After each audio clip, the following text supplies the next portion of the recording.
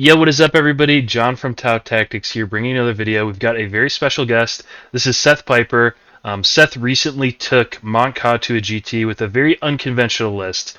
So today we're going to talk a little bit about his strategy, thought process. I also noticed, Seth, this is your first time bringing Tau to an event. If I saw correctly, I was doing a little snooping on your Best Coast pairing. But anywho, welcome, Seth. Thanks for hopping on the channel. Thank you. I'm happy to be here. Yeah, I started playing Tau, was my original army back in 2002. No shit. Um, yeah, so I've been collecting them for a long time.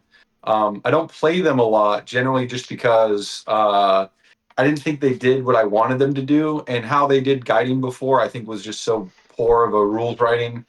So I tried them at the beginning of 10th, and they got plastered when Wraith Knights could do 2d6 mortals on free will, and I just kind of put them on the shelf for a long time, played some Templar, played some Mechanicus, and they fixed the guide rule, and I was like, well, I'll come back to it. And I mean, originally, like, I liked Oshova or Farsight is Yep. like one of my favorite characters in 40k.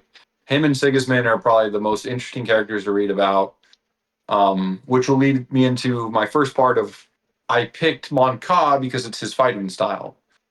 And my current counter to a lot of questions was, why not rep cadre? I'm bringing a lot of suits. And I wanted to build an army list where if I went first or second, I didn't care.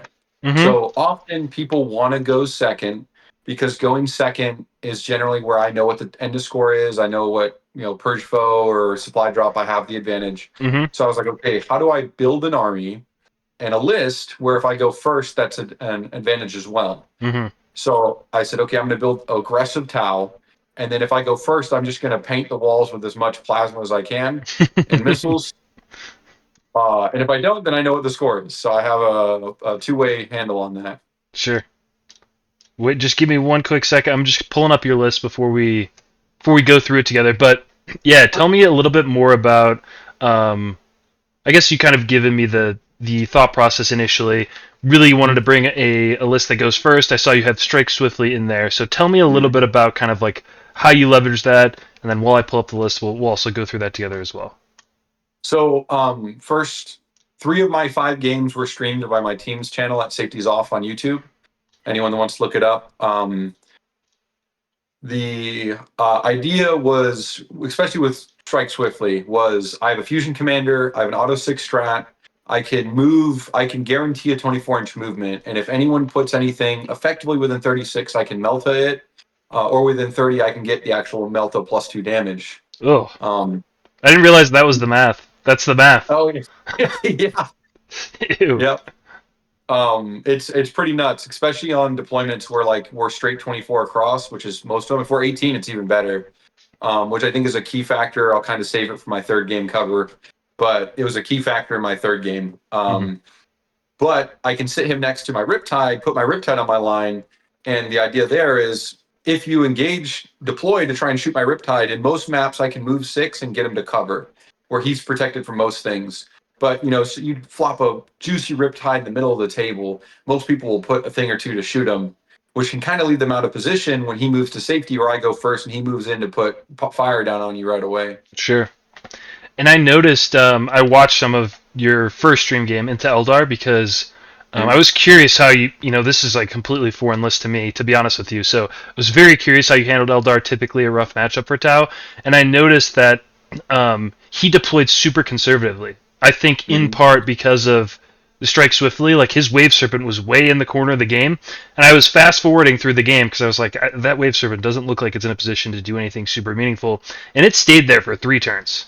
It didn't do Mhm. much that game, so goes to show you how impactful having that just 6-inch scout move on units like Riptides in combination with Auto Advance 6 to put a ton of pressure on where your opponent is positioning things.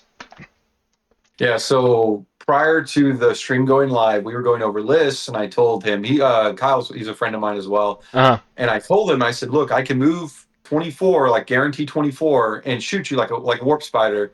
And it was huh. only funny because I played Eldar not too long ago against him as well Uh when he huh. was playing Custodes, and I 24-inch moved Lycus and picked up a squad of Custodes. Ugh. So before you even hear the camera go live, we're talking about it. And I said, look, if you put your wave serpent somewhere within 36 and line of sight, because I can go on either corner, I can get you. So we pre-lasered it to make sure that there was zero chance for even one suit to shoot it. And that was kind of the pocket I had to sit in. And then later on, he kept asking me, like, what do you have in reserve? What do you have in reserve? And I kept going, I have a Sunforge team. I have a Sunforge team. And as much as I would love to have dropped him turn 2, just keeping the mental thought of them there prevents him from bringing that out to play, because I can just rapid knowing that they're going to pick that thing up and then paste all the dudes inside with something else like a missile team. Yeah, it's gross. Really good strategy. Well, I do, in fact, have your list up in front of me. So, do you mind walking through it really quickly? Yeah, sure. So to start off, I have Commander Farsight. He's kind of the staple of the army. I only play things I find cool in the lore. So that's what originally drove me to Mechanicus and has kept me on Tau a couple times. So Oshova, Commander Farsight, he can lead any of the suit teams. I kind of put him as my problem solver in any of the core matches. +1 to wound goes real hard with Tau. Mm-hmm. Shadowsun, another infiltrate, another key reroll ones to hit. The free stratagem regeneration on a 5-up was pretty good. But really, she was there to just be a one-off. I melt something and she dies. Mm-hmm. But like if she can like blow a rhino open for me and then get me a better kill, then that's totally worth her 100-point tax. I had one enforcer commander with quad missile to staple onto one of the missile teams for the extra shots. And then with the full hit rerolls from them, he can basically fish for 6s, which you'll watch a couple times on my stream games. I'll just reroll everything and fish for 6s to guarantee additional damage output. Also, AOC at range is really powerful because range or AOC plus cover means most guns being AP3, I save on 4s for like even heavy armor penetration. Mm-hmm. Anything lighter, I just save back on 3s. So it makes them durable enough that they actually require like dedicated anti-tank guns to take apart. Mm-hmm. The Coldstar. First off, it's an amazing model. It's like one of the coolest models for the Tau. Yep. All the fins and stuff. It's just super samurai-esque. Quad fusion on him. He went with one of the Sunforge teams. Extra movement. The assault's kind of irrelevant because Mont'ka gets assault for 3 turns anyway. Mm-hmm. But he took the strike swiftly enhancement so that the idea was him and the Riptide are going on the line. If I go first, they're coming in. If I go second, they're going to move to safety, and then they'll bait their time for a later target. And then lastly, I had a Farsight Marksman as a one-off. He also had Strategic Conqueror, which is I pick an objective, I get +1 OC on it, as long as he's alive. It's useful. He's hard to kill. He's annoying. He's good for screening. His guns can sometimes be useful. But largely he's there to guide for somebody because he has marker light, and then he can sit on an objective and be like, you have to move within 12 to kill me, and if you do, I'll probably shoot you with something. So you can kill this 60-ish point model, and then I can pick up whatever killed him. Like one of my practice games, my buddy charged JPI into him, he died, and then I killed the JPI, and it's like, did you really gain anything out of that trade? Because you just lost like a good trading piece to a know-nothing character who's just going to stand around. Mm-hmm. Yeah, No troop. One random thing. I just think like if as Tau players, we can learn from someone like you who hasn't played a ton of Tau, because you're doing things like that I would never see other Tau players do. Like for example, putting a Farsight Marksman on the midfield objective turn 1 into Eldar. Mhm. I don't think I've ever seen another Tau player do that. Now it's not like a mind blowing strategy by any means, but like when you explain it that way so simply as just like a trading unit that forces your opponent to give you a unit, like most of the time you're going to be trading up on a 60-point Farsight Marksman, and if they aren't providing the trade, that means you're either scoring, you're guiding, you're screening out some of the board. So just thought that was an interesting thing that us Tau players we can learn from a little bit more. Well, I think one of the key things looking into Tau from somebody that's largely played other factions was, what's the most annoying thing? I have access to a absolute truckload of lone op units. Yeah. And I can place them and force you to be out of position to kill them, and then I can return fire. It's something I did a whole bunch of Mechanicus, right? I can put this know-nothing unit here, and you have to bring something to deal with it, or I'm just going to win the game on points. And when you do, you're out of position, which means I can just come kill you. And then, like, I used to use the Stilt Boy Sniper in Mechanicus a lot for this. Mm-hmm. Go touch the objective, come kill him. He's 50 points, and then whatever killed him is going to get absolutely blasted by Breachers or Destroyers. Mm-hmm. But so going down the list from there, I had 2 fire knife teams with missiles, gun drone, marker drone on the commander, and then gun drone, shield drone on everyone else. That way I have that sweet spot of 14 wounds. So if you take bring it down, you're not getting more points on me. You're only getting the 2 points. I had a Star Scythe, the all flamer team. Same drone loadout for them. Plus 1 AP. They were kind of there. They're there specifically to counter Tau, or not Tau, Eldar Eldar. from Tau, Yep. Sure. because I can force the use of the Overwatch, no Overwatch ability. And I didn't. It didn't really happen in my game against Eldar round one, Hmm. but in a lot of normal Eldar lists, I can drop him somewhere where he can cover 2 objectives, and then you can only use it once, so you have to dedicate to do it that 1 turn. So I can kind of lock them down for a turn where I can force them to have to only bring 1 thing out to kill them, and then anything else available is going to have to wait, or it's going to risk the Overwatch. Kind of fill in from there. I got 2 Sunforge teams. A lot of my things are rules of 2 because one is none and 2 is 1. Because too often you don't do the thing you need it to do, or it just dies because somebody got a better position on you. Hmm. One Riptide, Ion, Fusion, Missile Drone Buddies. It's I would have brought 2, but I only have 1 painted. Hmm. And I'll kind of cover that when I talk about things I wanted to change. Sure. Two ghost kills with the 30-inch gun, 36-inch gun, and then Meltha's up top. And then I had 1 squad of Vespid, and there's something else I'm missing now. I always forget there's one other unit that I'm thinking of. Oh, the three stealth suits in the Pathfinder team. Hmm. So stealth suits for a fantastic unit, reroll 1s to hit and wound. They're annoying to kill. The homing beacon works all the time. And then the Pathfinders are just there to be a huge screen. I generally found I only need the screen 1 turn Hmm. because by then, like, I don't want to just force them into a box because then they won't bring anything out and I won't get my use of Mont'ka for the first 3 turns. Hmm. So I normally just need to use it enough to keep major threats back and then let me piecemeal them. And then by the time Mont'ka's going off, they don't have enough gas left in the tank to really engage and fight for primary. That was one thing. I tried building a list recently and playing one that was basically all damage, no trash, and I didn't Mhm. have ghost kills in that Monka list. And I found that ghost kills are super important for what you just described, which Mhm. is requiring your opponent to interact with you in the Monka turns. And ghost Mhm. kills typically make force such a commitment that it starts to actually get the game going, and it forces them into playing into what Monka wants to do, which is interact Yep. early, force bad trades, get people out of position, that sort of stuff. Um, Yep. awesome. So you told me a little bit about your list construction.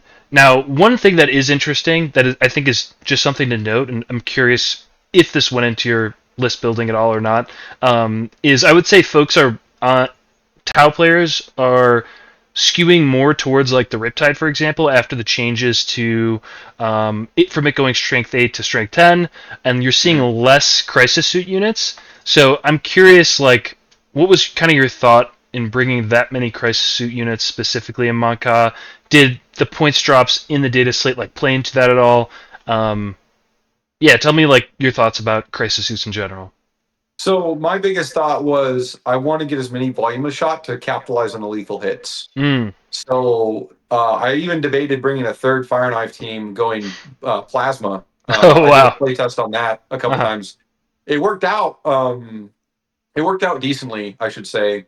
But I decided to keep a Starsight team and then some other, and then the Conqueror enhancement or Mm. whatever the difference was in points. Mm-hmm. Um, Mainly because like I want the lethals. I don't need the lethals into everything, but I need the lethals enough to matter. Sure. Riptides are nice. They're good. They're effective.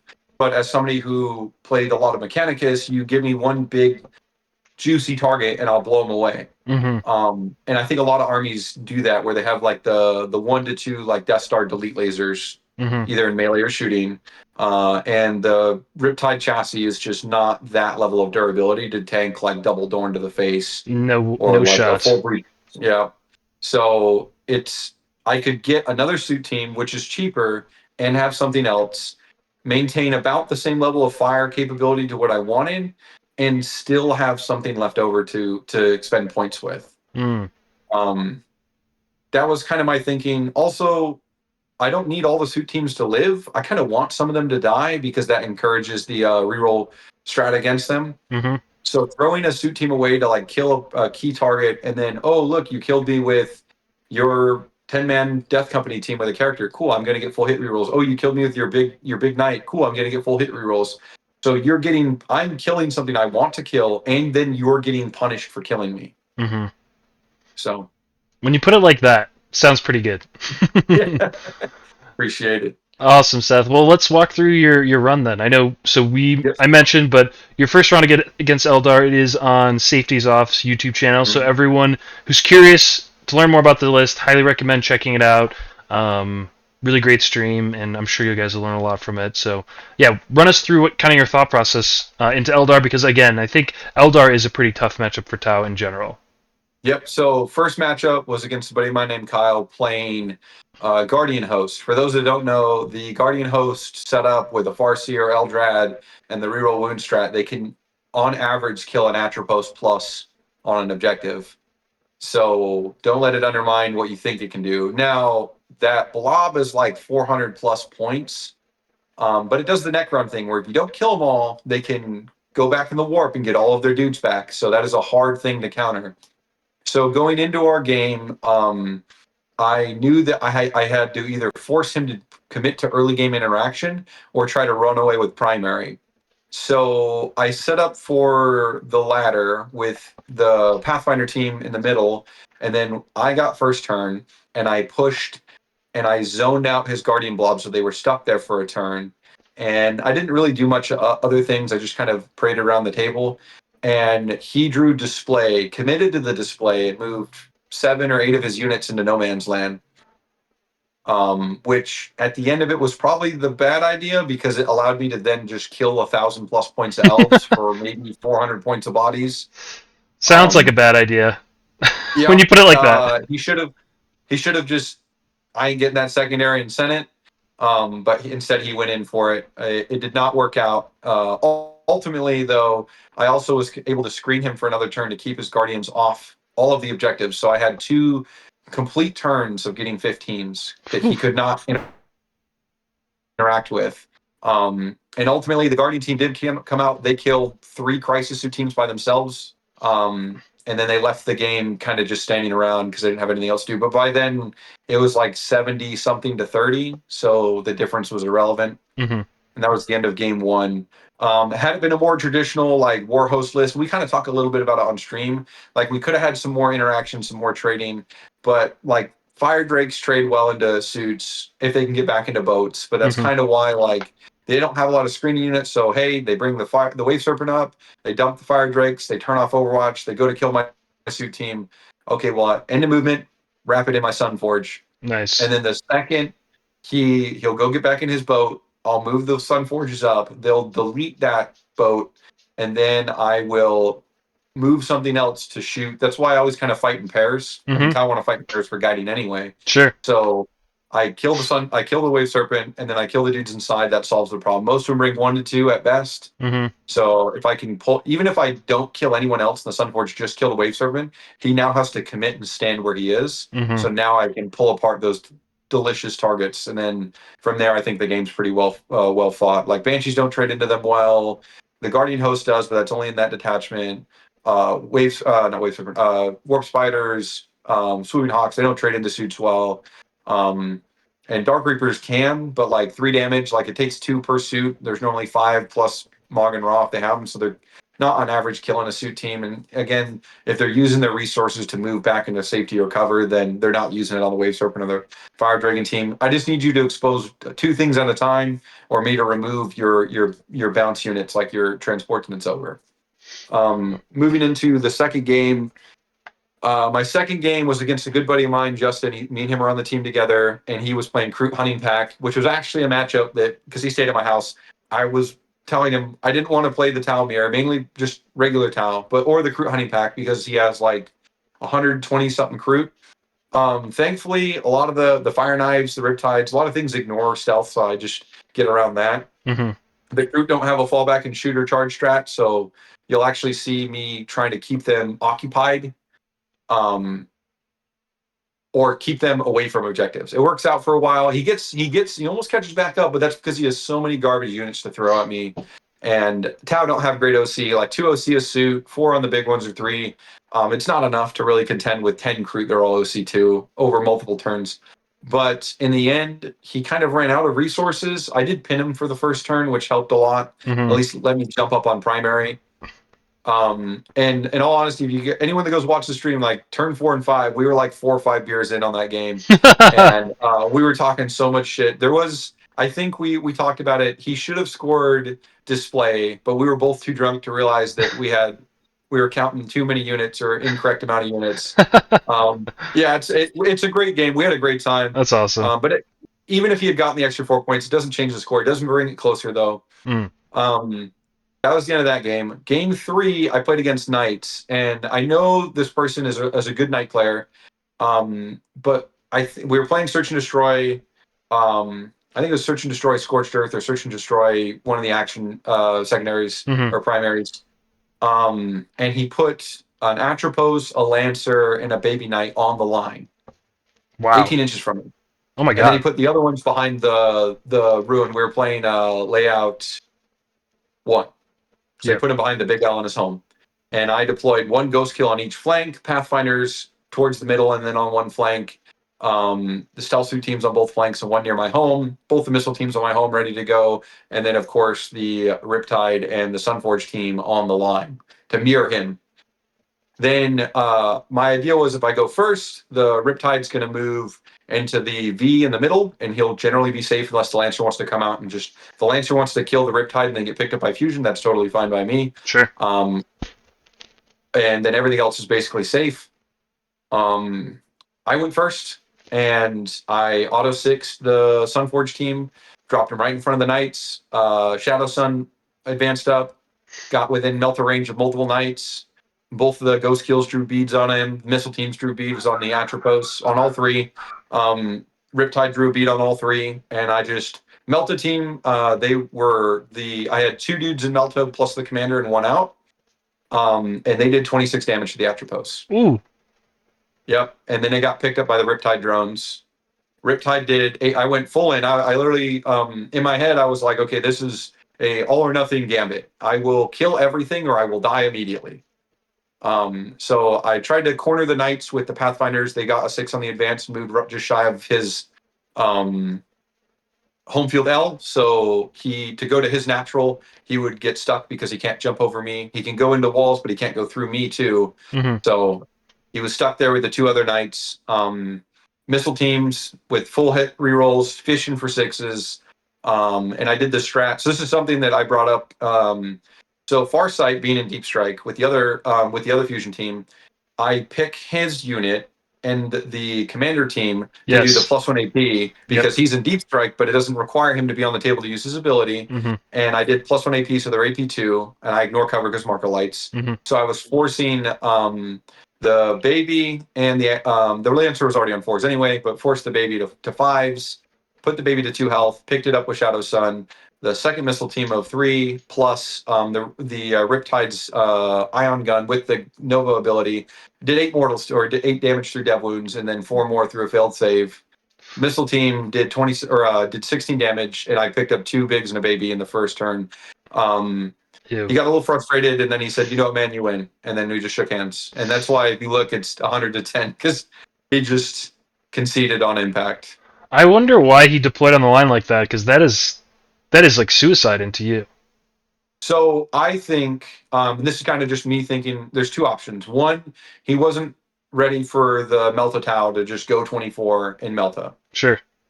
Not something most cow do. Most cow play cow yun. Hmm. So they hide, they castle. So he was like, I can move out. I'll take some shots, but not enough to kill knights. Hmm. Um, Option 2 is like old thinking, like kind of like in the same line. Tau generally didn't do well into knights for a long period of this edition. Yep. And so he probably was like, oh, well, this is going to be fine.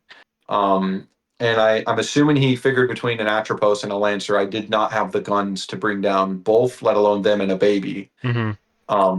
The lethals is really what carried this engagement Hmm. because I mean, so I lazed all 3 with stealth teams, and then 1s into 6s or 1s into 5s, real ones trying to wound.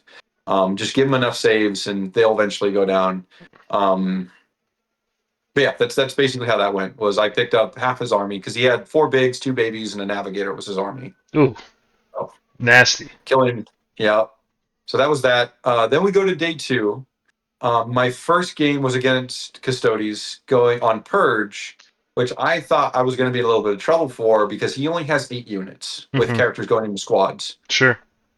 And so we deploy. He goes first. I deploy to go first. Try to get in this occasion. I was going to try and get the fusion and missile team in range to shoot the big brick of 5 Terminators plus the characters of 6, Oh wow. and try to kill them early in. Um, he goes first, and he immediately splits the Lions. For anyone that doesn't know, that's where you get to separate every Terminator in that unit into a singular man per unit. So he turned a 6-man team into 6 one-man teams. So he went from 8 units to 14, which was a huge mistake. We talked about it at the end of the game because I was like, you went from probably always getting kill more to never getting kill more. Yeah, but you were saying about the Custodia strat of splitting the lines, or Unleash the Lines, I think is the name of the Unleash the stratagem. Lions, yeah. Which, it's funny, because in and of itself, it's also anti-synergy for the detachment. Yep, Because you need to be outside of 6 of other units to get the +1 to wound. So I always yep. thought that that stratagem didn't really fit in that specific detachment, but in this case in particular, he definitely, you're 100% right. There's no way that it was the right call to split that whole unit up. Yeah, even when he did it, like he went first, and I was like, all right, this is my extra OC objective in the middle. I did my scouts, and I said, okay, your turn. And he drew his cards and said, I'm gonna unleash the lions for free. And I was like, you sure about it? Ooh. And he was like, oh yeah, absolutely. It works in all my other games. And I was like, okay. And then by the end, he had Trajan and a team of custodian guard and like half a guard team, and I just went 1 for 1 onto him. What he did though, and I thought this was kind of an interesting idea. So, like you said, it is kind of counter synergistic. But what he did was he did the lions, did his first turn. At the end of my first turn, he picked up 4 of the 6 Terminators to put Mm-hmm. because they can up you down. He still. Sure. And then he dropped them all over my into my face and tried to make a bunch of 9-inch charges. He didn't make any of them. So yeah, out of 5 9-inch charges, he failed all of them. That is an interesting strat. So I feel like that would actually work into someone who has like 10 cultists on their home. Because if you yeah, get it the would have. one Terminator in there, you're gonna kill like half the cultists one turn, half the cultists in their turn. They're never killing you, so you're just gonna end up standing there if you get there early Yep. enough. So yeah, that is interesting. So when he did that, I went and left my home.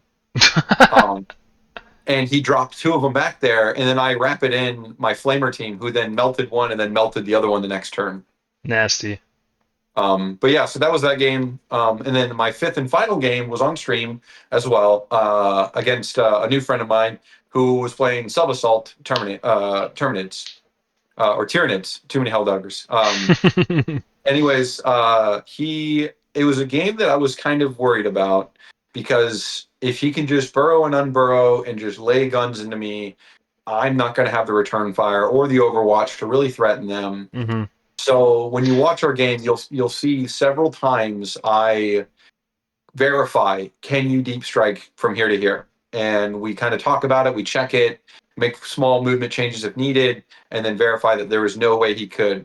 Now, my counter to this was that was part 1 of the operation. Part 2 was I need to threat overload you to force you to have to fight on your front. My original goal of the game was like, I'm probably going to get tabled, but if I can keep him off primary for 2, maybe 3 turns, I'm probably in a good spot. Hmm. Um, it worked out a little too well because I was able to deny him any mid-game board scoring at all the whole game. Wow.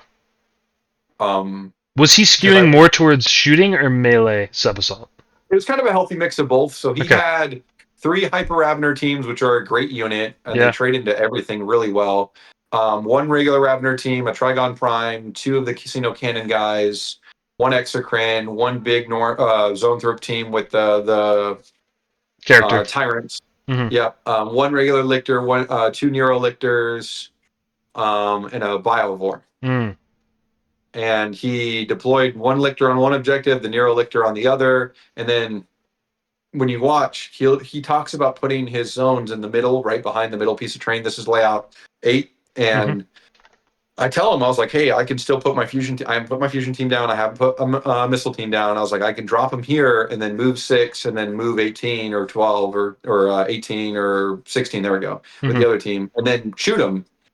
And he's like, oh, you can move that far? And I was like, yeah. So I can go 22 or 24 and guarantee the shot. So then we kind of figure his deployment so that there's no way I can shoot him. Mm. Um, because there was basically, if he goes behind the far southeast piece of terrain from the middle of the map, and then he puts something right on his line, I can't land there, which means I can't draw a bead through that terrain feature into his other dudes. I put ghost kills on opposite flanks. I set up to do all the action. This terraform was the mission. So I set up to do 2 terraforms, and I drew cleanse. So I had to kind of refigure the line a little bit to do 2 cleanses, 2 terraforms, and then also still engage his stuff. I still threw the fusion team in anyways because he put one of the Tranifexes towards the far side middle of his deployment zone. Mm. I went 24 and I absolutely obliterated it. I actually shot it with the missile team first and did like 14 damage. And I was like, okay, I That's didn't need to awesome. bring the Sun Forge in for this, or I should have just done them, but here we are. Um, and then I engaged him, killed him, and then I had a ghost kill and some other stuff on his natural and forced him to put a bunch of his threats there. And then for 2 straight turns, he fought for his natural and was never able to secure it because I just kept re-engaging with more suits, more stealth teams, ghost kills. Ghost kills do really well into nids generally because they have to be within 12. Hmm. Their melee's not great into me outside of like Hive Tyrants. Um, and like the Neurothropes, which are like his Zone Thropes, which are like the best thing to kill me. If you do the Lance, I'm gonna blank 2. Hmm. So if you fail to hit me a couple times or fail to wound me a couple times, I'm only taking like a save. Hmm. And I think the first time he did it, he shoots me with all 6, he misses 1, and then he only gives me 3 saves, and I blank 2 and make the 5 up. And I'm like, no damage. That's all you got? Yep, go ahead and scream at me. I'll take my 2 to 4 damage or whatever it was. And then that just repeated a second time with the second ghost kill, which only aggravated the problem. And then the ghost kills, he had to come in, bring the Raveners, which exposed the Raveners and the Hyper Raveners. They got pelted by missile teams. Farsight came in, picked up a Lictor, and then was basically just a sponge for damage with the Sun Forges. And then at the end of it, like he just had no pieces left. I basically had taken over the table. I dropped my flamer team to try and take us home. I didn't end up taking it with them, but I forced him to have to reallocate elements back to defend his home because if they were alive for another turn, they would have just melted that biobore. Um, and that's kind of I kind of forced him to fight for every inch of his own deployment zone while I was uncontested in 3 objectives for the whole game. Wow. Um, and he never really got a burrow onto my side of the table except for once to get behind. By the time that he was able to burrow into my home field and get a good lane for shooting, he had no guns left, which meant that he could do it for secondaries, but not for any good reason for scoring. Mm. So, and that's kind of where the game ended. Wow. Well, congrats on the GT win, man. It's Thank you. incredible. One question that I've been thinking about is, you mentioned helping your opponent identify like places they could deploy outside of your like target threat range. Now, one thing that I noticed playing Mon'ka, like a consistent play pattern that I've identified is when people respect all of my threat ranges, when they basically envision turn one that every unit in my army can move 16 and they deploy super conservatively, I feel like that auto wins me the game a lot of times. And so I'm curious what you think of like, it sounds like most people either completely disrespected your damage or respected your damage way too much. It almost seems like people should be willing to like put pieces in places that you can potentially get them, bait them out. Like there's got to be some sort of middle ground. So I'm curious, kind of, evaluating how your opponents interacted with your ability to move that far. Um, yeah, how they could have played better into that. I guess like what would you have Yeah. not wanted them to do? So I think one of the smart things, not just for Mont'ka, but for any army in general, is to set up units to do things to interact with the game. Mm-hmm. If you're playing entirely defensively or entirely aggressively, you're probably going to lose. Mm-hmm. Um, and it's just because like you have to be able to interact with the game. You can't throw everything away to start. But if you put nothing in any type of like engagement, not directly like engagement range, but a way to engage in the game, Mm-hmm. you're just going to fall behind. Sure. And like part of my list construction was like, okay, if I can give you things to engage with, right? It's really what the ghost kills are there for. I drop the ghost kills, and normally I would put one of them in harm's way. Mm-hmm. We're like, oh, I've blown up, but I'll put you 20 inches away. Come shoot me. And then that sweet spot's going to be out in the open, and then that missile team or something else is going to come in and smack you. Mm-hmm. Um, so I did that intentionally, but it also says, hey, I go first. I can move 10 or 16, get in your deployment zone, and engage you with a ghost kill that's now in your face that you now have to go dig out of your deployment zone. Um, so I think a lot of armies, like something I did with Mechanicus, was I would bring two of the chicken walkers Mm-hmm. and I put them right on the line, right in the open, and then I deploy the rest of my army. And it's like, okay, you can shoot these, I don't care. But if you do, the thing behind them can shoot you back. Sure. So, and that's something that works for and against me, right? You have to be willing to lose, get my old Commissar Russian hat on and be like, you have to be able to sacrifice something to achieve the mission. Sure. So not every life is necessary to win the war. And sometimes you got to lose something to give something. Like I did it. I think it's my second game. I dropped in a Sunforge team with the intent of drawing something out so that yeah, they're all going to die, but I can force him to have to go deal with them. 100%. So And I think it's a really important lesson for like those players who are just getting in, maybe going to their first GTs or RTTs. I remember myself like playing Tau early on. I recognized that towards the end of games, I would have a huge resource advantage on my opponent, but I would only like I would win the game or lose the game by 5 points. So like being able to understand that play pattern of like if you're not using the unit at all, if it's just sitting in the back doing nothing, it's not serving a purpose in the game.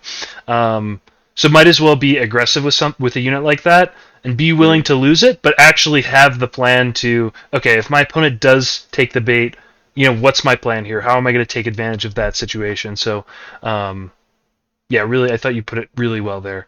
Um, a couple other questions before we sign off here. I was curious about you mentioned potentially making some changes to your list. So before we hop into that, tell me a little bit about like who do you think looking back on the tournament, who were your MVPs, who were your overperformers, and what units do you think you could actually make some changes to or underperformed in the list? so yeah, I mean, probably the biggest MVPs were my missile teams. Mm, They did the most damage. They were the most consistent. The full hit rerolls worked more times than it probably should. And then just painting something with I have 12 or 20 shots, and I'm just gonna check for sixes and then reroll the difference if you're at full health. Allowed me to punch up on things I probably shouldn't have. Like they almost killed Custodian Guardian squad with the commander team because I was just like +1 AP. I ignored cover because marker lights and I ended up rolling like I don't know like 16 saves between lethals and wound rolls, oof, and he proceeded to fail like 10 I think it was. I killed everyone but one dude and the character, gross. and yeah, that was something that was crazy. Farsight with any unit was just always amazing. +1 to wound is insane with what the damage output the Tau have. Generally, it's a missile team or it's a Sunforge team. Sunforge if I need big vehicles dead. Missile team for general purpose because I'll just drop him with a rapid, get close, help something with missiles, he'll charge, and then he'll get engaged from there and he'll start beating stuff to death. Mm-hmm. Um, I did it with the Flamer team one time just because it was interesting. It was against the Eldar, and it was just the double of the double entendre of like Overwatch threat plus like I was like I have to kill one of these Guardian teams in almost one activation or they'll fade away and then they'll teleport and then they'll spawn in a whole new squad. Mm-hmm.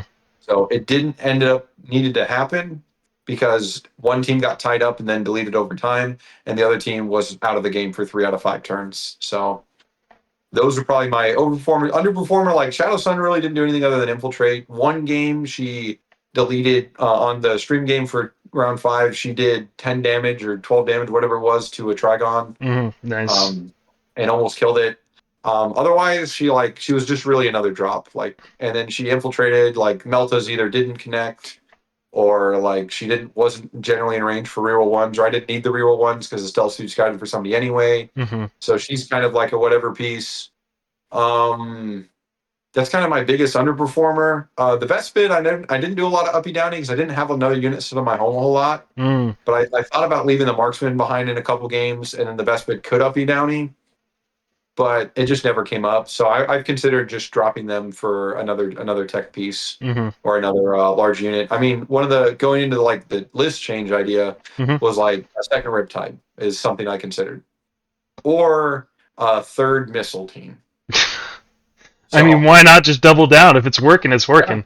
I think it you're did so much work. Yeah, and it's such a good hybrid role for Mon'ka too, because Mm. as you said, you can just fish for lethals with their data sheet ability for the full hit rerolls.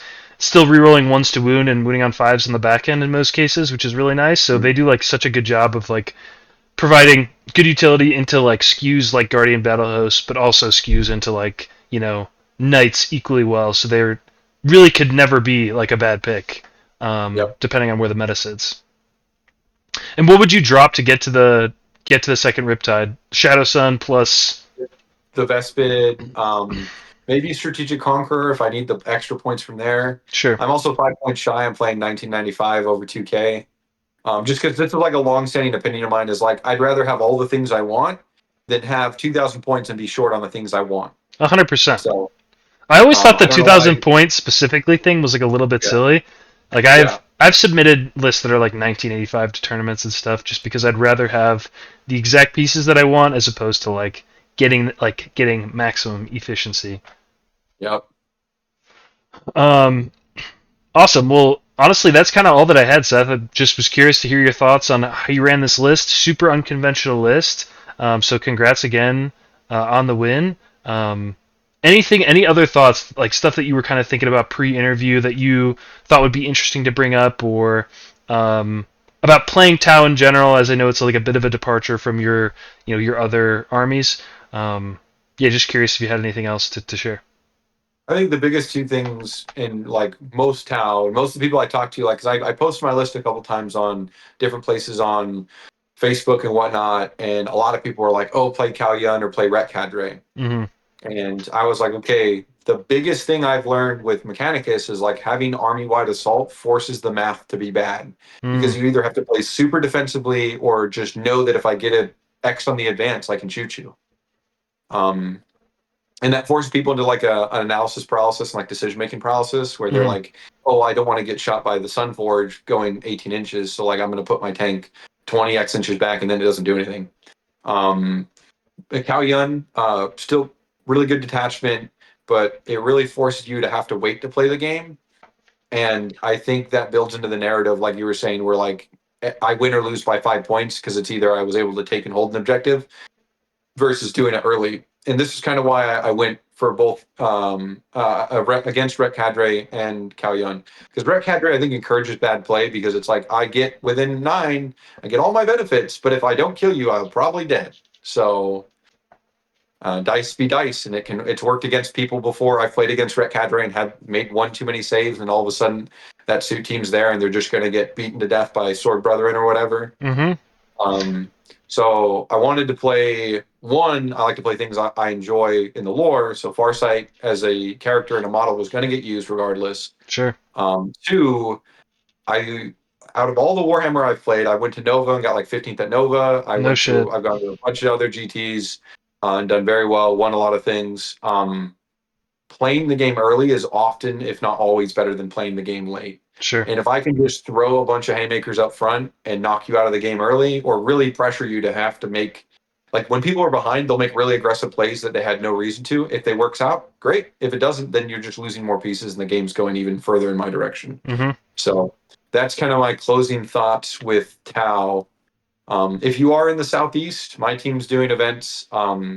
About every 2 months, we hold GTs here in Greensville, Spartanburg, South Carolina. The brewery that we did the event at holds a GT twice a year, so we're doing one in March and we did one in October, and that kind of is a revolving door.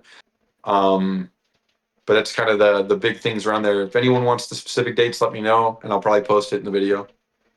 Awesome.